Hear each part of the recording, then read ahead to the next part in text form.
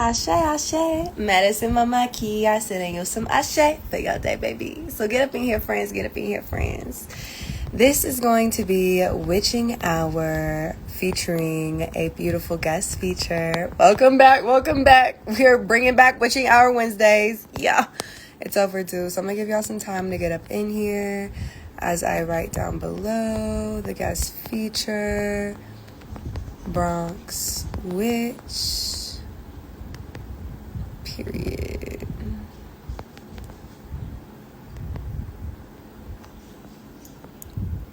Alright.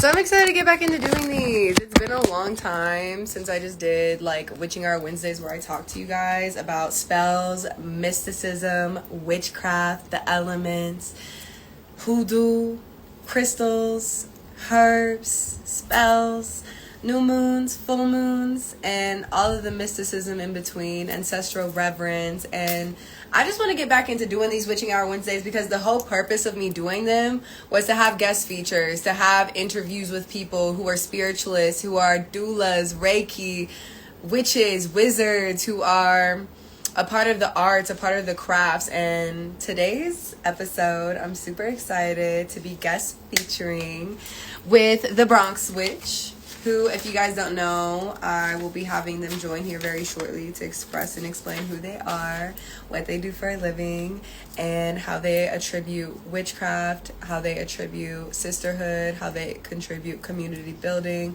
in their area. So today's live, we are going to be talking a bit on 3 different topics specifically: increasing visibility, securing funding, and reclaiming Afro-Indigenous practices in your business and just in general, 2025. I do have some questions that I'm going to be asking the guest feature, the Bronx Witch, tonight. So these questions are: what are your top 3 tips to increase brand visibility? And the second question is: how do you secure funding as an Afro-Indigenous startup business in 2025? The third is: what is an example of reclaiming your Afro-Indigenous practices in your business? And if so, do you have advice to others? I will also be just sharing a little bit of magic and medicine on my side on what those questions mean to me and how I can attribute my experience, my thoughts, and all the good things. So I'm just going to take some time to share out this live and get some people up in here. If you guys want to show some love, share this live with a friend, then you can. It is highly appreciated. And yeah, I'm probably gonna smoke while we're in this live. I'm not gonna cap. I'm gonna ask if it's okay with. Nope, I'm probably not gonna smoke. We'll keep it very professional. Keep it cute. Keep it classy. Okay, yay, I'm excited. So while we're waiting for the Bronx Witch to get up in here, I'll give you guys some time to tap in as well. I am super excited. I am like, okay, I haven't interviewed in a minute. It's been a minute, but I'm excited. Here we go. I'm going to get my little, I'm going to take a look at it. If you want to join, oh, you're so sweet. My boyfriend's literally here on the couch. He's like watching from his phone. So I appreciate him so much. For tapping in. Oh my God, don't fall. For tuning in. Thank you for showing love. I love you. Okay. So, let me see. I'm going to share this with the Bronx Witch. We'll see if she's in. I can't tell who's in this live, so I'm just going to assume that a bunch of y'all are in this bitch. So, hey Airhead. Hey, Will. Hi, 5 Stash. Hi, Micah. So, yeah, y'all, let's do it. Let's get up in here. MedicineMamaKia sending you some ashe for your day, baby. We about to hop into this Witching Hour Wednesday with 2 brujas, beautiful Black Afro-Indigenous medicine women. We're going to introduce ourselves, who we are, what we do for the collective. We're going to do a little beautiful interview, Kiki, get to know how we attribute our power, our purpose, and our earth mission here, and then also how you can get involved by asking questions down below. So you guys take time, ask us some questions. We want to hear from you. We want to get to know you, and we want to provide our services, our products, and our community building events with you. So let's get into it.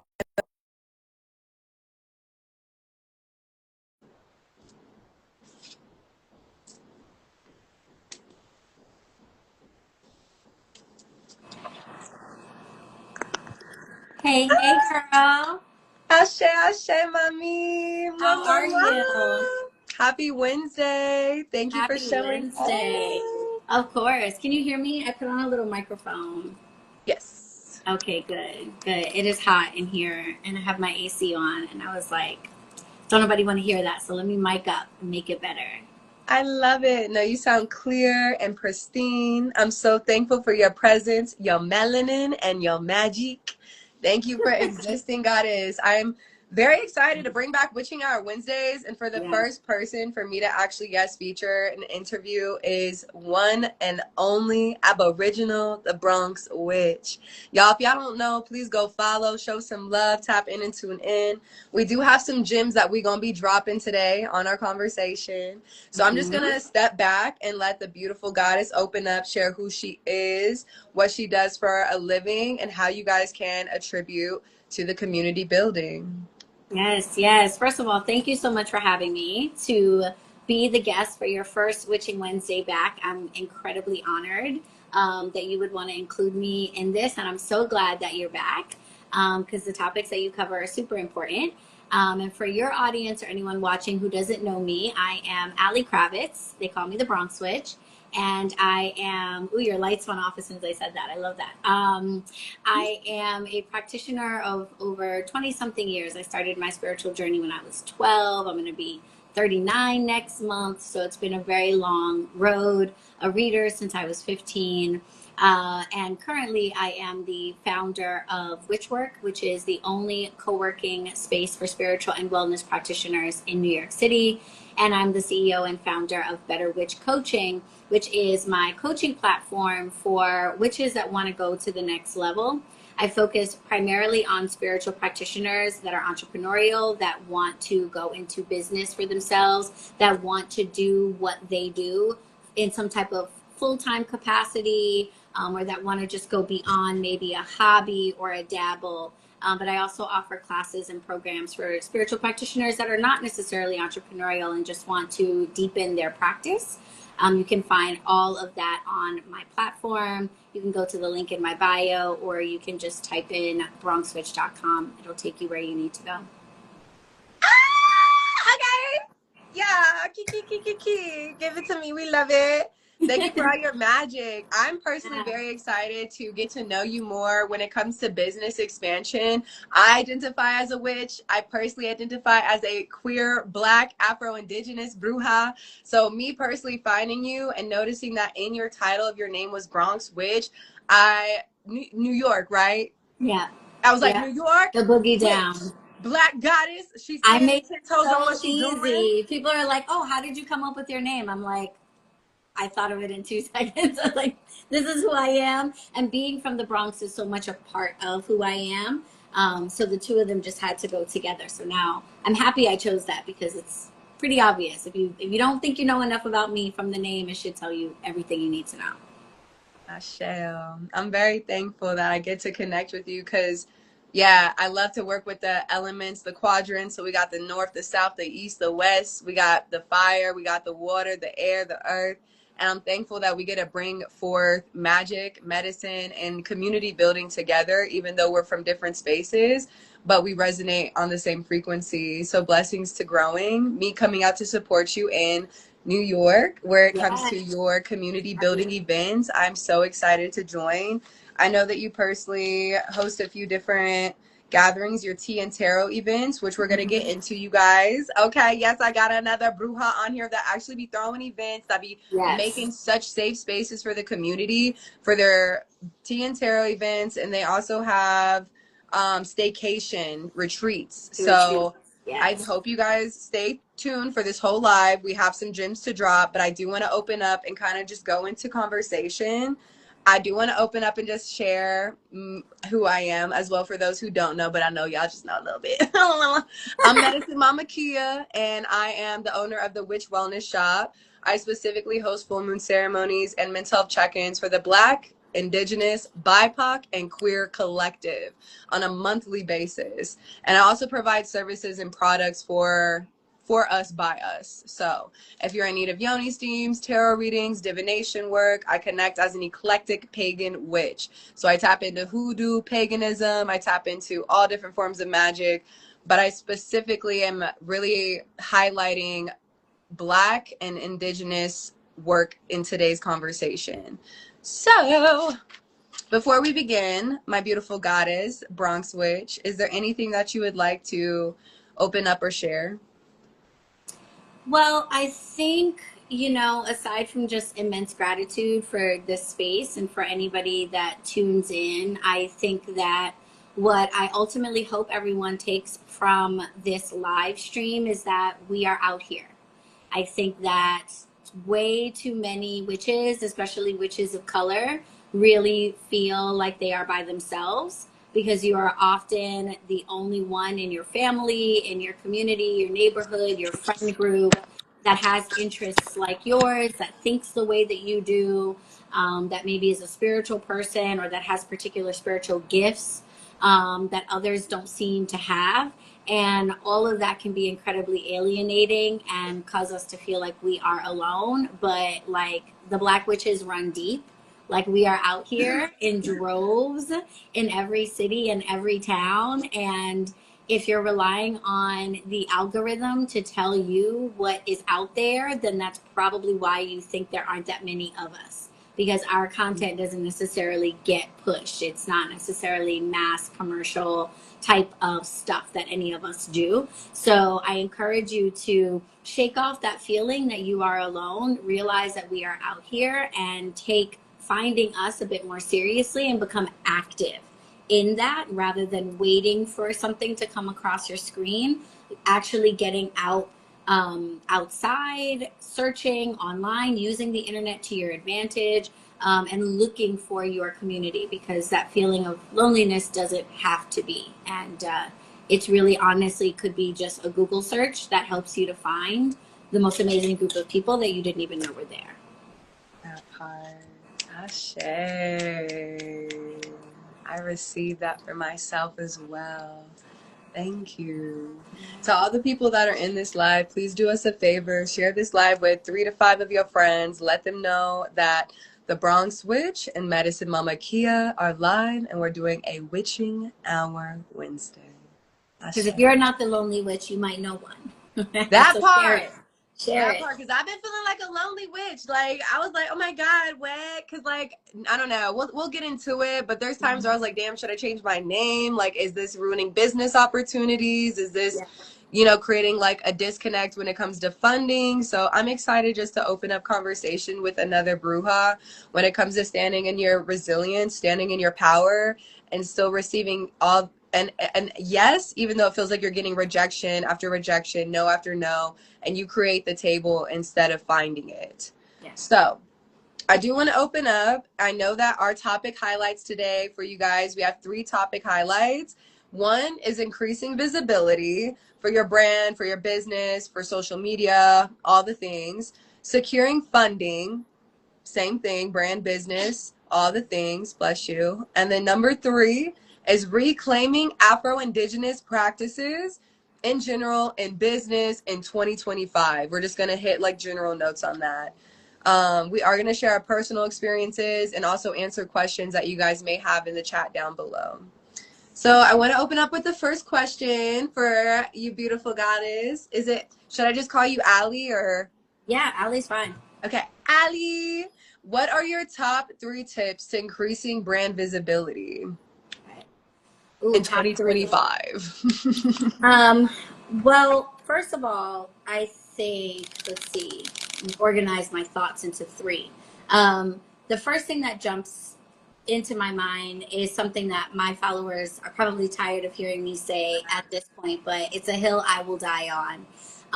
And that is that networking is the single most effective type of marketing that you can do for yourself, your business, your brand. Hands down. When we think about increasing our visibility, I think people's minds immediately go to social media because we're so used to everything kind of being centered around that conversation that I think in some ways we have sort of forgotten how to engage in the real world and in human interactions with people. And we have forgotten how effective those interactions are. And I think that this is something that other folks in other industries of business really understand. That's why, networking happens so much with them, but it doesn't happen as much with us. And it's a real shame because when it comes to the products and services that we offer, spiritual practitioners, more than any other industry, need to have the vibe and the energy connection with that potential customer or client, right? You don't care necessarily about the values or the vibe of the person that made the sponge you bought to clean your kitchen dishes, But before you get a tarot reading, you're not just picking up whoever, buying whatever. You're not 99-cent store shopping when it comes to somebody who's going to give you a Reiki session or touch your physical body in a somatic healing session or administer hallucinogenic plant medicines to you. You are really trying to find somebody that makes you feel safe, understood, that's experienced, etc. And you're not going to get all of that from a 90-second reel or from a web page. You really can make that connection with people so much faster and so much deeper just by meeting them in person. Saying, hi, nice to meet you. What's going on? Where are you from? What's your life like? Oh, I can help with that. Like, I went through the same thing. Those personal connections will immediately bring you customers and clients. So, and that's what visibility is. Visibility is having someone's attention and being on their mind. And so I don't personally care if someone doesn't believe in tarot readings, doesn't believe in Reiki. I don't care. When they think about tarot or they think about Reiki, I want them to think Bronx Witch. Yeah.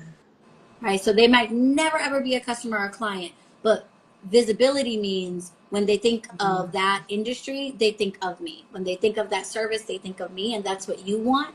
And you will have that much faster, much easier if someone actually shook your hand and said, oh yeah, that girl Barbara, that guy Mike, he does readings. So visibility is about a personal connection, and networking will do it for you way better than trying to fight the algorithms. Two, I think that it's important to be on as many platforms as possible, but that does not mean that you have to be active on all of those platforms. And so there are so many different platforms when it does come to social media that you could be on. And the consideration of whether or not to spend active time on them should be in alignment with you and the type of conversations that you really want to have. So what I mean by that is if you're a long form type of person, you don't really feel like you can make a 90-second something that can get someone's attention, or that you can condense your thoughts into a 1 minute whatever. You really need 8, 10, 12 minutes to explain what you do, or show the whole recipe, or break down the whole process. Then pick the platform that will allow you to do that and focus your attention there. Don't try to become what the other platforms want you to be. And instead, take that thing that you felt came really naturally and was easy, and then cut it up, repurpose it, turn it into a blog post, turn it into a 1 minute clip, turn it into a carousel of how-to steps for the other platforms. So don't waste your energy with them. Make it really easy and focus your attention on one place where you really want to be, and then just repurpose yourself in all the other places so other eyes see you. And three, story. Storytelling it's having a renaissance right now, where people really want to know why you do what you do, where you came from, and what's going on in your everyday life. So whether it's get ready with me's, if it's behind the scenes clips, if it's going live frequently while you're packing boxes or you're doing Reiki sessions, letting people understand the story of how it is you do what you do so uniquely the way that you do it is what is going to allow people to feel that deep connection that will make it really easy for them to go from a watcher or a follower to a client or a customer if they have the need that you satisfy. Nice. Oh, Shay. Okay, yes. Thank you for the 3 tips. I love that. I'm definitely working on storytelling personally in my marketing and my business journey.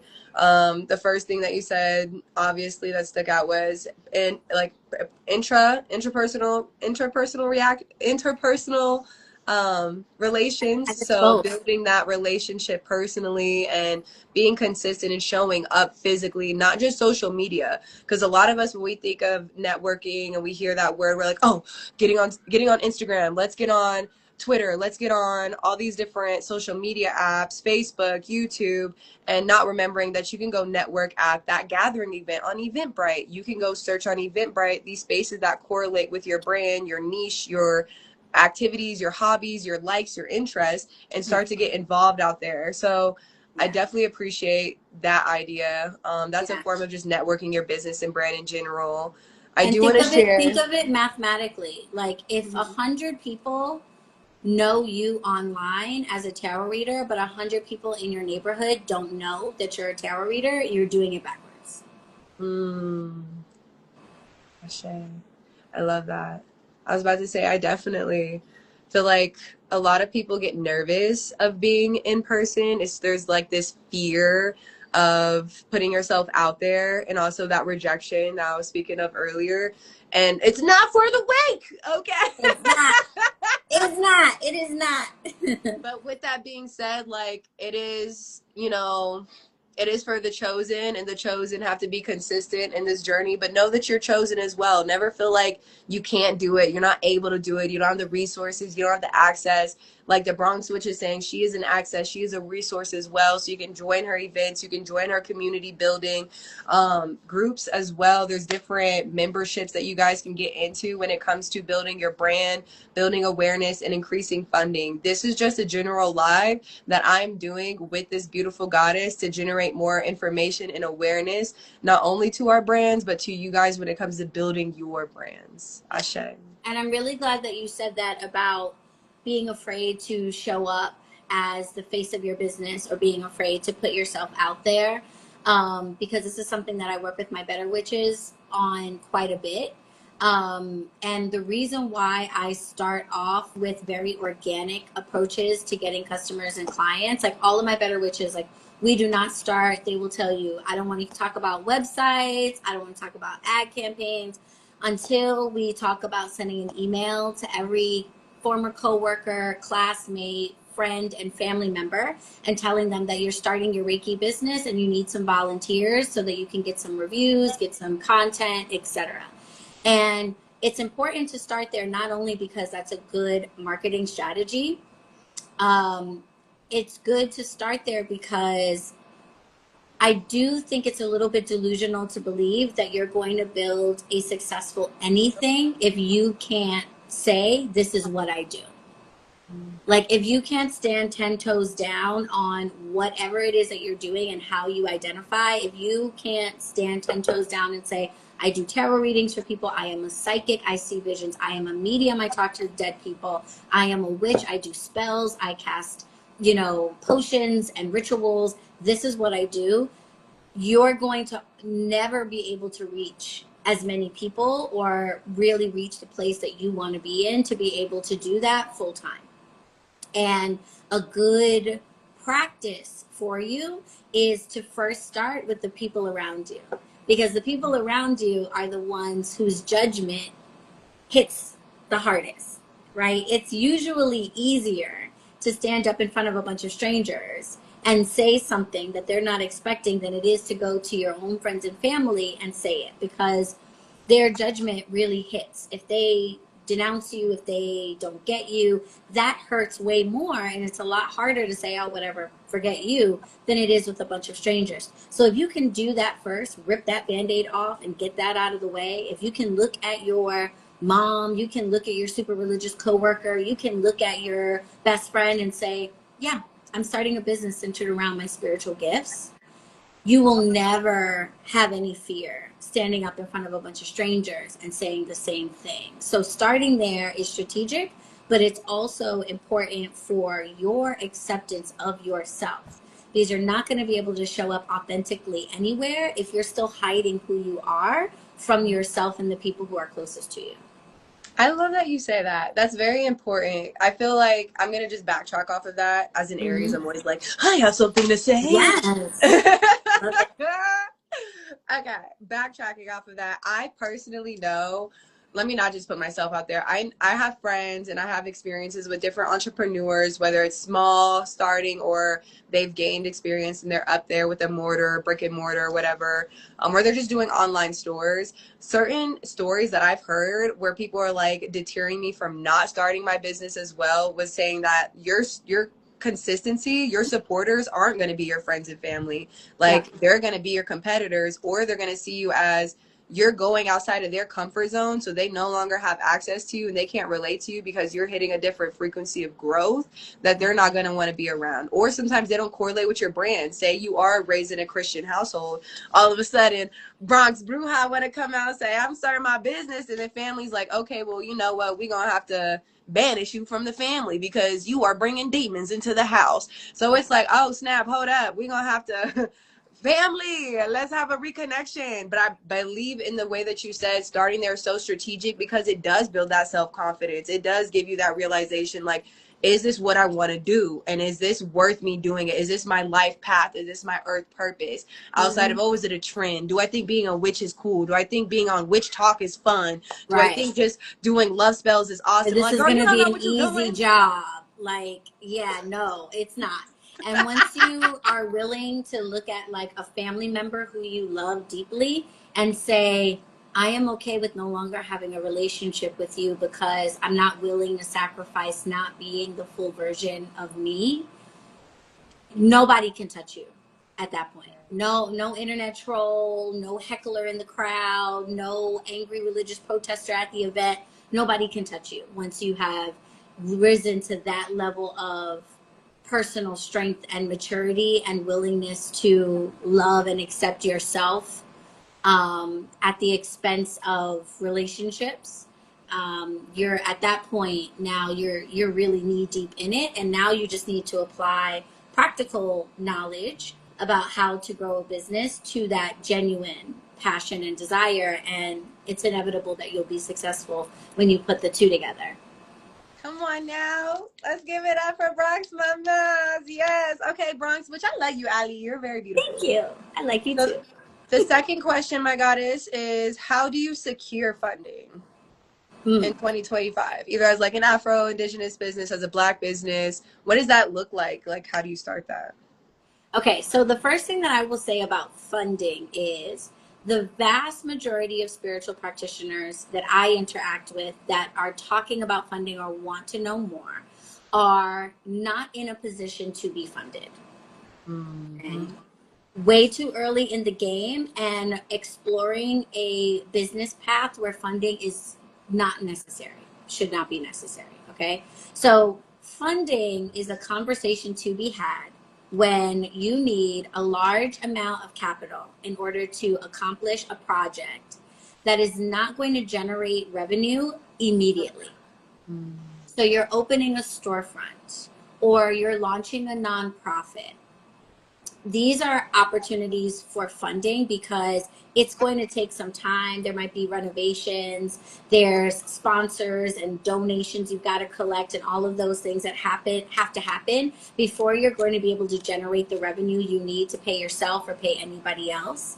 And so to do Oh, that there's a squirrel. There's a squirrel in the house. Get the squirrel out the house. in your house. Yeah. Aw. I'm so sorry. That's No, I'm fighting working. the urge to want to keep it. That would be my thing, is I would have to fight the urge to want to keep it. I'd be like, it came inside because it wants me to be its mother. You are so cute. I love you. I Oh my God. You probably, yeah, I want to see your home. I feel like you're very earthy, very grounding. Yeah, I It's a was lot like, of plants. that's not my cat's legs. That scared me. Okay, It's a back lot to of the planning. live. Yes. So yeah, so most of us are too early to be talking about funding and are not pursuing business paths that are really fundable. If you are a tarot reader and you are just looking to grow your tarot business, you'd like to have more clients and be booked and busy, as they say, you do not need funding for that. If you are a Reiki healer and the same thing, you need clients, you want to be booked and busy, you don't need funding for that, right? What you need funding for are long-term projects that require an investment up front before they can start paying dividends, returns, so that you can get paid, so that other people can get paid. And if that's the path that you're going down, then you absolutely want to get funding for that. Don't do that with your own money. You don't have to. If you want to open a storefront, launch a nonprofit, then you need to be looking at loans, investments, and grants. These are the best ways to get funding for those types of projects. But for most of us spiritual practitioners, funding really isn't a question that we should be asking ourselves. What we should be asking ourselves is, can we set a budget? And that looks like sitting down with a spreadsheet, and I provide a spreadsheet like this to all of my Better Witches. So if you come on board with me as a member of one of my programs, then I give you a spreadsheet that I have created that I got from my business coach and that I modified.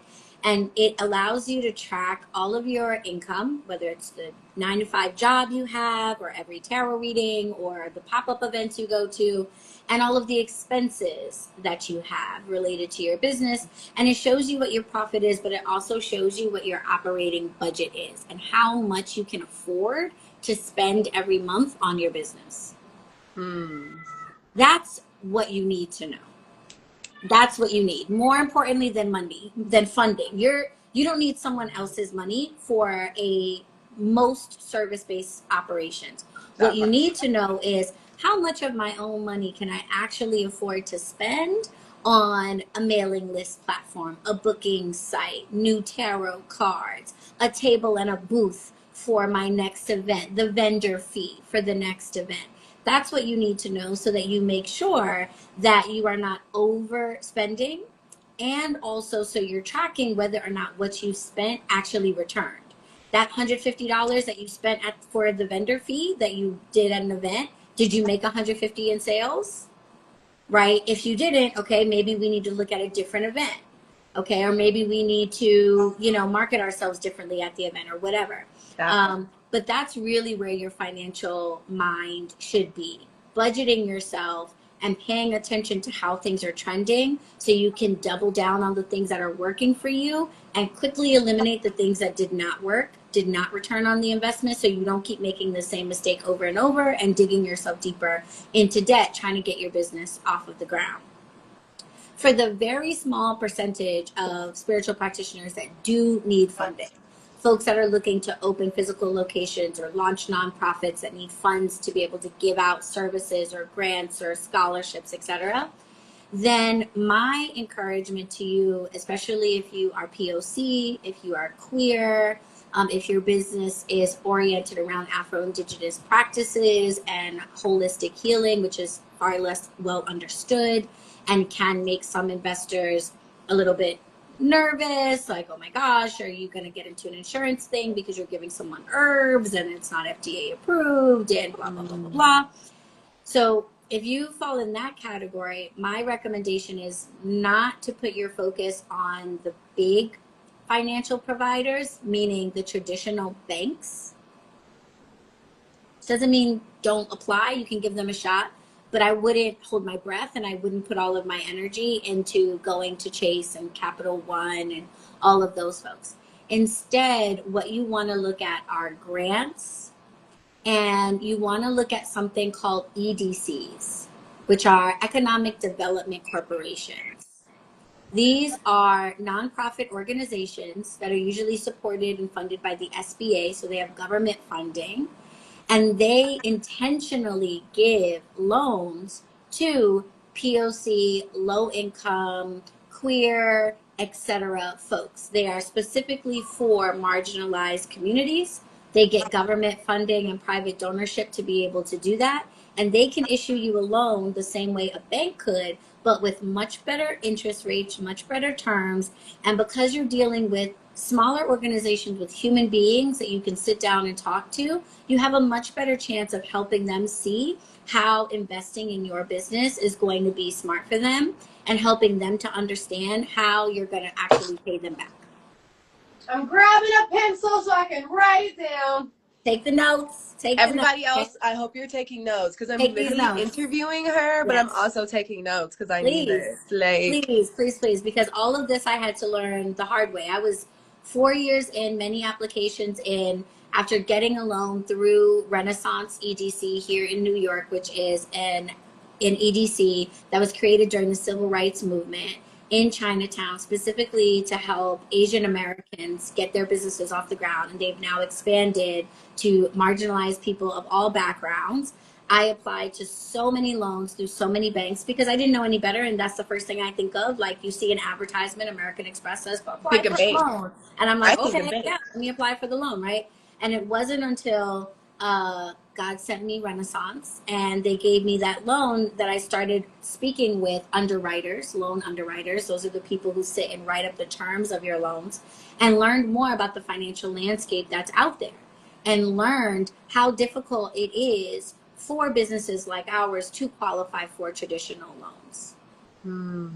Okay, so if you've got a rock star personal credit score, you've got an 800 credit score, you've paid back everything you ever borrowed, and you are like, your credit report is just shining, fantastic, then you might not have any real issues. But if you're like the average American and you're not necessarily in the best place, and on top of that, you are of a marginalized community, perhaps from a low income background, and doing some type of a business that a traditional lender might not even understand, then your best bet is to look for EDCs in your area or virtually that you can work with. And then the other option that is really great are grants. And grants are even better than loans because you don't have to pay them back. So you might have requirements on showing them what you're spending the money on. Some grants say, you've got to give us a report at the end of the year and show us that you spent the money the way you said you were and what your progress is and things of that nature. But you don't ever have to pay it back. You do pay taxes on it, just so you know, it counts as income, but you don't have to pay it back. So those two options are the best options for POC, spiritual and holistic practitioners, for funding if your business model is a storefront, a nonprofit, one that genuinely requires a lot of upfront capital at first. So remember, that's a small group of us. The vast majority of us really need to be looking at our finances and creating a budget and a spreadsheet so that we have guidance on how much we're able to spend and whether or not what we're spending is giving us a return. That part. I definitely love that you mentioned that, because I'm personally am in the structure frame of outgrowing just products and services. I've been hosting these monthly community building events to where I definitely want to start to see myself get paid out for them, and not just get paid, but get paid for an abundance, because I put together a unique cultural healing experience. And so generating funding is important for me right now at the stage of my business, because I've had the years in, I've done the research, I've done the knowledge, I've seen and taken notes on other businesses. And I'm at the stage of like understanding what sponsorships are and building my own packages for them. So I'm in that stage of like creating my sponsorships, creating sponsorship emails, pitch decks, so that I can just reach out to businesses and organizations that align with our events and our project mission on a monthly and a yearly basis. And just curating a budget for that is key. So I've definitely just been hosting events, and I was talking to one girl that's like in my community who does events as well. And I charge $33.33 for my vendor fees. And I feel like that's one of, outside of another organization, they're like 25 for vendor fees. It's one of the lowest fees out here. Everything costs up there like $60 and up to vend. And most of the times it's like you said, are you making that money back? And that's where a lot of small businesses are having a lot of struggle in this economy, Yeah. especially is feeling like, okay, are you having a service or product that is valuable, that is needed, and that is at a high demand for your demographic or your target audience? Yeah. And me specifically realizing that I do have high value products, I just haven't been marketing them because I feel like I do everything and nothing at the same time. I feel like I have 5 products that are worthy over here, but I'm not utilizing the time to structure them. So using Meta Business first, or Meta Business, is like a great platform to recommend as a gym for businesses, whether you're starting or you're in advance and you're just tired of posting and you're burnt out and you need a way of pre-posting and pre-scheduling your content so that you are not burning out, so that you're not kind of just chaotic and chaos everywhere with your content or with your marketing or with your pictures, your products, your reels, and your posts, just getting everything into alignment so that you are creating a healthy, attractive, magnetizing brand. So that's where I'm at when it comes to the funding. So I appreciate the references. I will also say that fundraising, throwing fundraisers for yourself and fundraising for other businesses and doing trade is very important. That's where I'm about to get into doing like back to school fundraising and doing fundraising for women's health products, whether that's bras and menstrual products, because I align with womb wellness and yoni steaming. So I also want to say sponsorships. So if you guys are interested in that, just open up, learn about sponsorships. That's another way to get funding. Can I just say, when it comes to events, if hosting events are a big part of your business, then sponsorships, service bartering, and grants, I would say, are the best 3 ways for you to throw your event, either for very little or even at a profit. And that those are the best ways to get your event taken care of. And when it comes to sponsorships, I think if there's one thing I can share with all of you is that what I have learned, our retreat is in its 3rd year, and Tea and Tarot for the autumn equinox is going to be the 17th that I've thrown. And what I've learned about sponsorship is that you've got to be able to offer more than just, we're going to put your logo on the website or we're going to put it on the flyers, things of that nature. What you really want to do is think about your sponsors from their perspective. So rather than thinking about what can I offer these folks, ask yourself what kinds of sponsors need what. So when I approach sponsors, and we just got a Heineken non-alcoholic sponsorship for the retreat, so we'll be sipping on Heineken non-alcoholic beers at the staycation. But when I approach, and what I have in my sponsorship pitch deck is 3 different tiers of sponsorship. But rather than being like, we're going to put your name in the whatever, everybody gets that. There's like a disclaimer at the bottom. Everybody gets that. That's not what I'm here to talk to you about. I'm here to talk to you about what your ultimate goal is with partnering with this retreat. Is it you want more exposure, reviews, and content creation? Is it that you want to have access to a particular type of audience? Or is it that you want to seem like you're aligned with a certain type of a mission? If content creation and reviews are what you want, we're going to make you a certain amount of posts and reels. We're going to put you into some dedicated emails. We're going to get our event attendees to record some videos with your products in their hands, et cetera, et cetera. These are our deliverables to you. If your focus is on getting access to a certain audience, then I'm going to talk about what people are coming to my event and what they are going to get from you and why that's going to encourage them to work with you. And if brand alignment is your focus, you want to be seen as a brand that cares, then scholarships and covered tickets are great. Don't send us product. That's not what you're all about. You want to show, Tide, that you care about the spiritual community in my neighborhood. Okay, cover the tickets of 5 low-income people who couldn't afford to come to the event.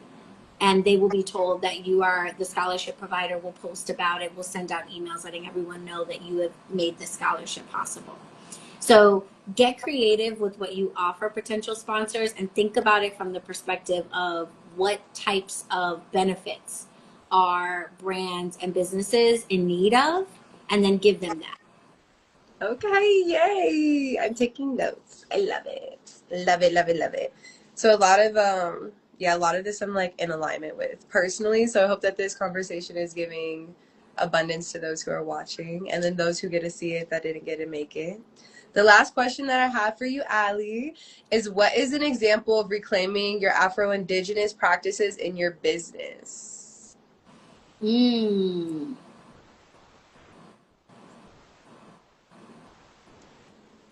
I would say an example of reclaiming my Afro-Indigenous practices in my business has to do with my own scheduling. And the fact that I make myself available both in my service business as a coach and in my physical business at Witchwork based on my spiritual practices. So, for example, both Witchwork and I are closed on Mondays. And that is because Monday is my day to speak with my ancestors and my guides. That is the day that they helped me to see was the best day for me to spend in community with them, to spend at my altars, to spend in relative solitude. I almost never see anyone on a Monday. I don't go out or do things on Mondays, so that I can just be quiet and be by myself and let the messages come through. And if I suddenly want to stop and journal, or I suddenly want to stop and pull out my cards for something, or I need to sleep, I can do that. So folks have asked like, oh, Mondays would be good for me, or could you be open 24 hours, 7 days a week because blah, blah, blah.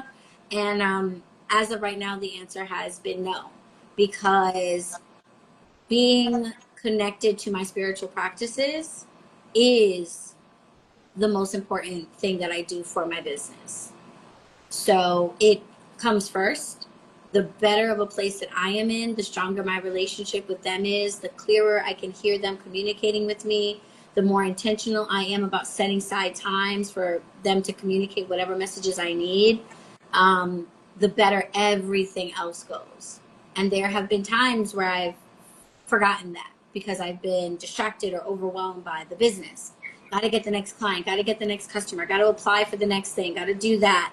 And then things have started to fall apart, even though I've been working harder. And it's like, what is going on? And it's because working harder wasn't necessarily what I needed. I needed clarity, I needed guidance, I needed peace. And that's what I get from my spiritual practice. So embracing that looks like having business hours that maybe don't make sense to the non-spiritual world. Ashe. That's a beautiful answer. I love that too. Because when I was writing it down, I wrote like little feedback answers. I said the same thing, like taking breaks over burning out. Because, like you said, taking client after client, rushing for the next sale, rushing for the next like paid invoice, rushing for the next person to get a tarot reading, like figuring out who wants to come vend at the event, like putting together all the sales can really burn you out. And at the end, you could not really see the profit or the income because your energy is your income. Right. Oh, am I glitching? No, Can you guys see me? I'm Okay, good. cool. Yeah. Okay, cool. I was like, it looks a little glitchy on my side, but as long as you guys can hear me. So definitely just taking time is key. Oh, free labor, definitely 2 to 10 times more than you. So just being aware of setting your boundary of your price and setting your price with confidence is key. And that's where I'm at in the journey as well, as reclaiming that price, reclaiming that energy. And then I also said, what's it say? When you reclaim your Afro-Indigenous practices, light a green candle every Thursday. This is going to help to attract money gain into your life. That's just a hoodoo tip, a little witch tip for your day. You can do some more instructions with the candle, but I prefer you book, okay, a candle magic spell on the Witch Wellness website, and I can give you instructions on how to do it. But yeah, go ahead and take that witch tip and use it as you can, as reclaiming your Afro-Indigenous practices in your business. That'll attract clients, that'll attract sales, that'll attract effortless ease. So you don't have to wake up every day, look at your phone, and stress the next client. Don't force it. If you do, it's going to backfire on you. It's going to burn you out and you're not going to have fun doing it. And the whole purpose is for you to have fun doing it. If you're going to work for yourself, you're going to have fun rather than working for someone else and choosing that 9 to 5, which is fine if you do. There's no worries. If you're working with, you're doing your business while 9 to 5, beautiful. But if you choose not to work a 9 to 5 and you're working for yourself, get up every day the same way you would go to a job. You can't be sleeping in at 11 in the afternoon. And as much as you are your own boss, you have to be the student and the teacher. You're constantly learning, you're constantly researching, you're always upgrading your business, your campaign ads, your sales, your products, your services, your marketing. So as much as you're doing all of these tasks, give yourself grace. Focus on funding, securing funding when it comes to getting the grants or getting the businesses or increasing the sales, depending on the type that Ali said you guys need. Just pay attention, rewatch the video, take time to figure out who you are, what your products, your service, or your events, or your business offers, how you can receive that income effortlessly and easily without going into debt, investing in your own business, which is 9 times out of 10 what Black business owners do. So I want you guys to be very aware and very transparent that grants are out there, funding is out there, sponsorships exist for Black, Afro-Indigenous, and queer businesses. MedicineMamaKia is a prime example. Ali of the Bronx Witch is a prime example.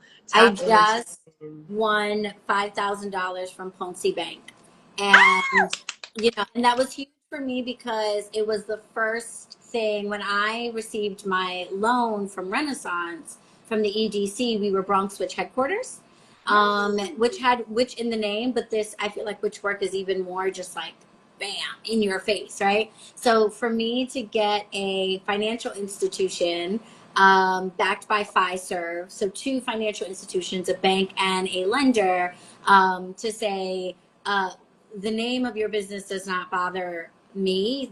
You have proven that you are investable, that you're growing something that's going to have returns. So we want to be aligned with that. We want to be a part of it. I think one thing that is like so important, 2 things. One, on the Afro-Indigenous topic, because you mentioned lighting a candle on Thursday. Whatever ritual you engage in, I think it's important for all of us people to understand that running a business in itself is a ritual that is attached to our ancestry.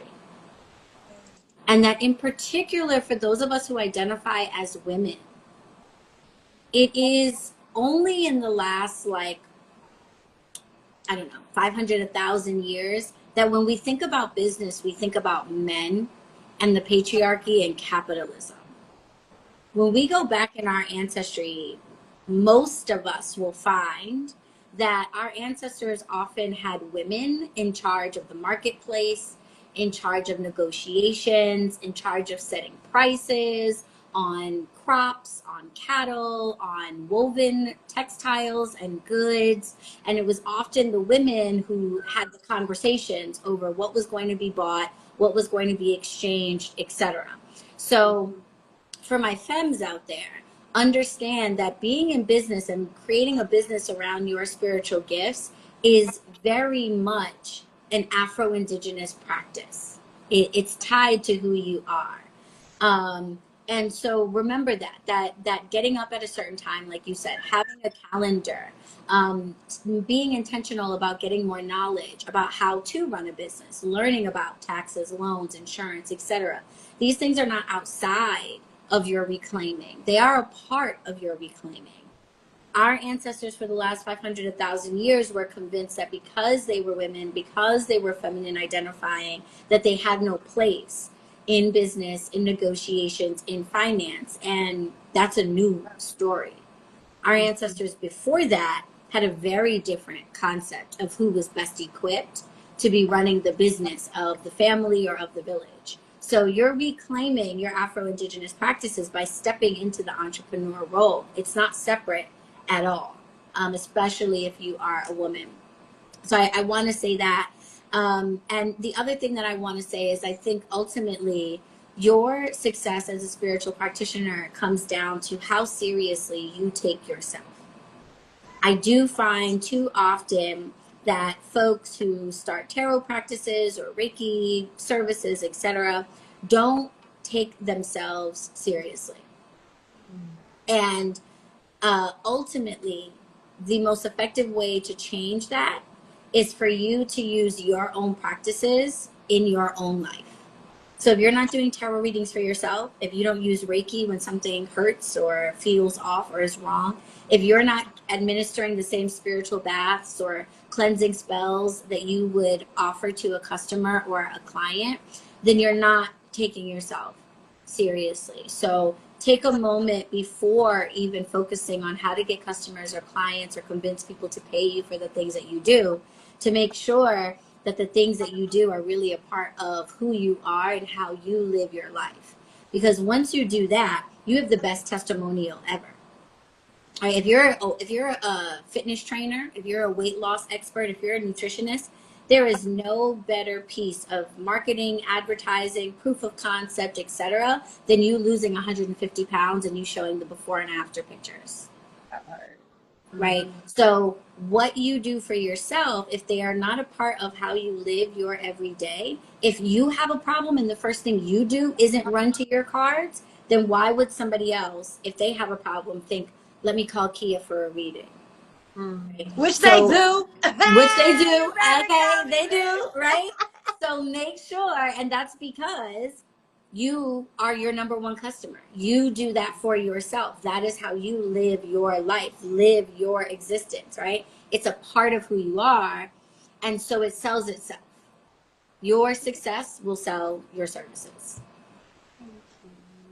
Thank you for sharing that. I do believe a lot of people get lost in the hype of turning their hobby into their business, and then they stop having fun and it becomes a hassle, and that's where you can either get in debt or you just remove yourself from the mission in itself and just take it back to being in solitude rather than giving it to everyone else. Sometimes you're chosen to give the purpose or give the magic or give the service or the product. You were dreamt it, you had a vision of it, your grandma told you in a dream the recipe. So spirit will always lead you down a purpose, a path that is divinely destined for you outside of your knowing. It's beyond the stars. So if you feel like you're called to do it, then continue the purpose. Even if your grandma don't agree with your ways, or, you know, whether it's a religious, a political, whether it is just outside of people's expectations of your goals or what they expect of you to be. Choose your life, choose your journey. It's all up to you. You only get one life to live in this human body that I know of personally. So I say live it to the fullest advantage that you have, and take every opportunity with grace and with grain, and know that every opportunity that comes your way is a blessing. If you get rejected, it's just protection, it's just redirection. And that there are beautiful Black and Afro-Indigenous witches that exist. I'm out here. I'm in Denver, Colorado. I host We're full in the moon Bronx. ceremonies. We Come out here. through. And where's Allie? Where you at, mommy? We are in the Bronx, New York, my dear, in the Boogie Down. And what do you do for the collective? Could you share before we close out the live what you do for the collective, how people can come and support you, and any website or social that you like to share? Yeah, thank you so much. First of all, I want to talk about the two events that you mentioned because they are absolutely phenomenal and great opportunities for both my spiritual practitioners and folks that are just looking to deepen their connection with the spiritual community. So the first is Tea and Tarot. This is a pop-up party that I throw every solstice and equinox 2021. So this is our 17th that's coming up for the autumn equinox, Sunday, September 21st from 11 to 7. We host this event outside in the beautiful Joyce Kilmer Park right across the street from Witchwork. And we have typically about 200 people come through the event. So if you are a product maker or a tarot reader, or if you offer a service and want to contribute a gift certificate or a coupon to or a sample product to our goodie bags, this is a great way for you to get your business in front of the local Bronx community that will be bustling about on a beautiful Sunday afternoon, as well as specifically in front of the Witchwork community. So sign up right now. We've got early bird application fees in effect at the moment, and the application is open. If you go to bronxwitch.com, go to the events page, or if you go to @BronxWitchHQ, which is Witchworks Instagram page, you can go to the link in the bio and apply to be a vendor, reader, or a contributor to the goodie bags. And it's going to be a great time. We always have fun. And then the big event of the year, the witchiest weekend of the year, is the staycation retreat. This year is going to be our third annual staycation, and I prepare all year long for this. So literally the week after I get home from the staycation, I am already getting ready for the next year, because it does take that much to put on a retreat of this type of size. But this retreat is for my spiritual practitioners. Yes, Takara. Okay. Oh, hey, Capitolia. We've got to do it though. But the staycation is life. Takara can tell you about it. If you have ever had a vision of being able to spend a weekend away with a bunch of witches doing rituals and ceremonies and eating together and cooking and being in a big old witchy house, the staycation is for you. My focus on the staycation really is for personal and professional development for spiritual practitioners. So we have healing ceremonies such as the bodywork massages we're going to be getting from Fox from Kitsune Wellness, and the cleansing ceremony that we'll be engaging in on Sunday morning. But on Saturday is all about development. So we have workshops that are going to help you with your spiritual businesses and your spiritual practice. We have Eva Gypsy Love, who's going to be giving us an astral projection guided meditation to meet Yemaya in the water. So we'll be doing this workshop, weather permitting, outside on the Long Island Sound. We will have an unmasking your imposter syndrome presentation from licensed therapist Jennifer Ochiaga. I've attended this presentation and it was literally life changing, because we all deal with some form of imposter syndrome, and stepping into your practice really requires that you confront that. And then I will be offering my divine guidance workshop, where we will be connecting through meditation to a spirit guide that is going to help you specifically with your career and your profession. And then all of our meals are vegan. They're chef catered for us. And the house is a beautiful 130-year-old house with a long history of being the home for many wellness retreats. There's actually an indigenous sweat lodge on the property, which we cannot use because it belongs to the indigenous people of the New Rochelle area. But it is really wonderful to be on a property with a medicinal herb garden and a sweat lodge, knowing that indigenous people are still using this property for their sacred ceremonies. So you just feel something different when you're at the staycation, and the community of people is incredible. For the first time ever, we are offering a day pass option. So for folks that are not able to join us for the entire weekend and stay for the 2 nights that we are there, you will be able to come up on Saturday and enjoy the workshops and the chef catered lunch. So we do have a day pass option this year.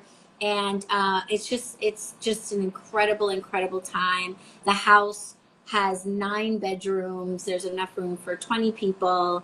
And I always say it's like going to your grandma's house, but if your grandma was like a really rich old Victorian lady. So there's like Tiffany glass on the windows, and original porcelain claw footed tubs and sinks, and it's like going into the past and meeting your witchy future all at once. So the retreat you can find out more information about on my Instagram at BronxSwitch, or you can go to bronxswitch.com and click on the events tab, and the application for that is open as well. It's also early bird pricing for that event too, so get in soon.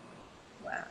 I love it so much. Thank you so much for sharing all that you do, all that you provide, all that you are.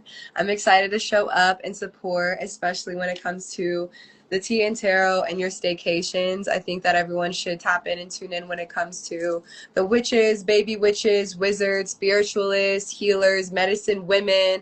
This is a whole community building space for you. So thank you guys for existing and watching this live. As you know, I host the 2 events, the full moon ceremonies, under every full moon. Okay, y'all, no other day. It's on the exact full moon. I don't care if it's a Monday. We turn it up, okay? Yeah. So the next full moon is August 9th at Fort Greene Bar in Denver, My birthday. Colorado. Yes, at 4:44 to 9 p.m. We're going to have an amazing time. Limpias, sound bowls, tarot readers, vendors. We'll have a $50 twerk competition. We're going to have a whole beautiful fire burning ritual. So I would love for you guys to come through. We do these every full moon. Each full moon is different themes. And then we'll also have on the last Sunday of the month, this one's July 27th at 4:44 Spirit Time. We always store it.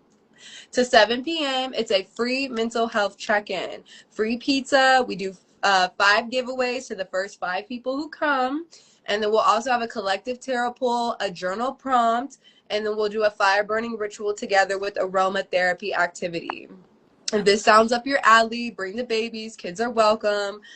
This is a safe space. In the future, after this month, I am charging $5 per head at my events. So I just want to let y'all know on this live as well. I've been marketing. I've been posting. I'm going to make it clear here and now. Okay, that the price has been raised. That vendor fees are now $60. I love you guys so much, but I'm worth it. I'm worth actually like so much more than that. But I have to raise my prices in order for me to start to see this budget be at peace and actually make sense to me, and for me to actually host these events for y'all in the collective. So y'all gonna work with me, I'm gonna work with y'all, we're gonna elevate, and we're gonna create more of an intimate safe space rather than me opening up for everybody. So if you've got to come to my events in the past, give thanks, give ashe. Big Medicine Mama Kia sends you some love for your day, baby. But moving forward, we elevate and we progressing, so it's gonna be more of a eclectic, healing, safe, intimate type vibe. I love y'all for showing up. I thank the Bronx Witch for being, breathing, and showing up in her magic and melanin. And we're If going y'all to didn't catch the this East live, Coast soon, right? I know you said you might be coming to Tea and Tarot or the staycation, and I would absolutely love to have you at either. If you're traveling to the staycation from out of town, we provide transportation from Witchwork up to the actual house itself. So all you have to do is get yourself to New York, stay on a friend's couch or book a hotel room or something, and get yourself to New York. Because I would love to have you at the staycation. I think you would really enjoy that experience. And then I can't wait to make it out to Colorado for one of your full moon ceremonies in 2026. I've already put that on my calendar, so I know I'm going to be making that happen for sure. I give gratitude. I'm so thankful for you, Mama Ali. Thank you for taking time out of your busy day, Goddess B. I know you're buzzing at a high frequency. I hope that nothing but honey comes into your aura, into your bank account, into your DMs, more sweetness, more abundance. And I'm thankful to have this conversation, to more conscious conversations. I would love to end out with an affirmation before we leave, if that's okay. Yeah, please. Period. What did I write down? Okay. I am the change that I wish to see. Ashe. So motor B. Yes. Love that. I love you, and I hope you have a great night. Yes, absolutely. I have dinner and a shower, and then I've got my Magic Intensive students. It's their last class of the semester, and Takara was in the Magic Intensive as well. So send love to the graduates. We've got another bunch of witches heading out into the world. I love it. Blessings to the brujas, to the medicine women, and the witches. I love you all. So more to be, as above, so below. I'm sending you some ashe for your day, babies. Mwah.